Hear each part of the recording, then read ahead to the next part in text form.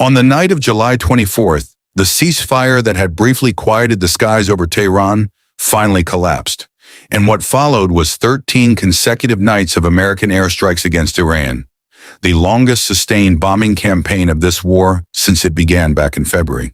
This week, that campaign reached a strange and uneasy turning point, one that has left analysts, oil traders, and ordinary Americans watching the region with a single question on their minds.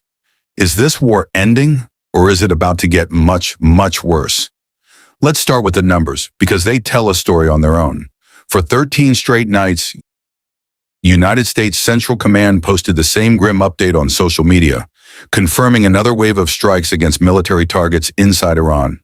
Fighter jets crossed into Iranian airspace night after night, hitting logistics hubs, missile storage sites, and naval assets tied to Iran's ongoing campaign against shipping in the Strait of Hormuz. Then on Friday, July 24th, something unusual happened.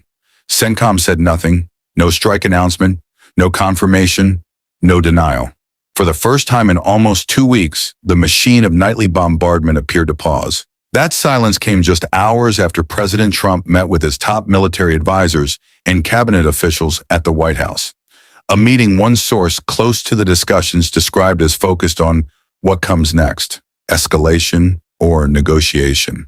Trump himself struck a cautiously optimistic tone afterward, telling reporters that the United States and Iran remained in talks and that he believed Tehran was, in his words, getting more serious about ending this. But optimism from the Oval Office has not matched the reality on the ground, because even as diplomats shuttled back and forth, the war kept claiming lives. This week, the Pentagon officially confirmed the identity of a soldier killed in an Iranian strike on Muwafaq Salti Air Base in Jordan back on July 17th. Her name was Staff Sergeant Angel Rampersad, 28 years old, born in Trinidad and raised in Ozone Park, New York, after her family came to the United States when she was a toddler. She was one of nearly 100 American service members who have suffered injuries since the war reignited on July 7th, most of them minor, according to the Pentagon. Though CNN has reported that the military has been slow to fully disclose the scope of American casualties as the conflict grinds on. The Strait of Hormuz remains the beating heart of this entire crisis, and this week it proved once again why. On July 24th, United States forces disabled another vessel attempting to break through the American naval blockade that has choked off much of the traffic through the strait since the war began. A day earlier, American aircraft struck a site near the Iraq-Iran border crossing at Shalamcha. Footage of the strike circulating widely on social media showing the moment of impact on the Iranian side of the crossing. In response, Oman, which has positioned itself as a quiet mediator throughout this war, sent a delegation to Tehran specifically to discuss reopening the strait to international shipping, a sign that back-channel diplomacy is still very much alive, even as the bombs keep falling.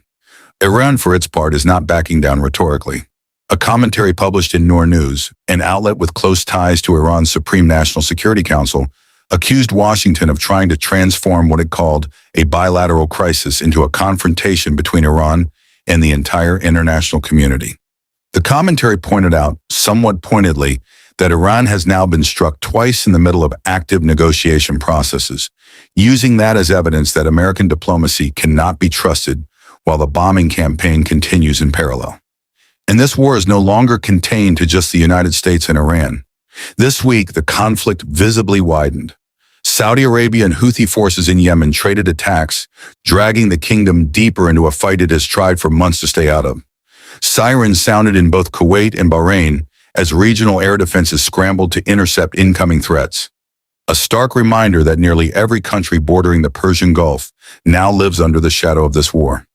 Even Ukraine has entered the picture in an unexpected way, with President Volodymyr Zelensky announcing that Ukrainian forces struck ships in the Caspian Sea that were reportedly transporting military supplies from Iran to Russia, tying this Middle Eastern war directly into the broader conflict in Eastern Europe.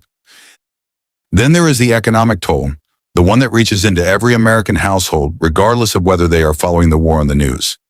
Since the fighting resumed, Brent crude has surged well past the levels seen at the start of the year, spiking more than 4% in a single day earlier this month as traders priced in the very real possibility of a prolonged closure of the Strait of Hormuz. the waterway that normally carries roughly 1/5 of the entire world's oil supply. Some analysts on Wall Street have floated numbers as high as $200 a barrel if the strait remains effectively shut for months, a scenario that would echo the oil shocks of the 1970s.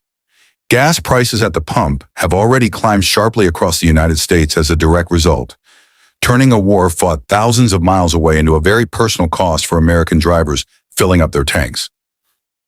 So where does that leave us?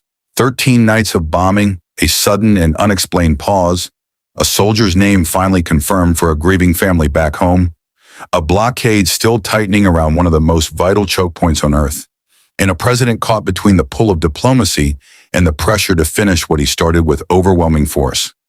Trump has said his exit strategy for this war could come either at the negotiating table or on the battlefield, and this week made clear that nobody, not in Washington, not in Tehran, and not in any of the capitals now being dragged into this fight, actually knows which path we are on. What happens next in the Strait of Hormuz may end up deciding not just the fate of this war, but the price every one of us pays to drive to work tomorrow morning.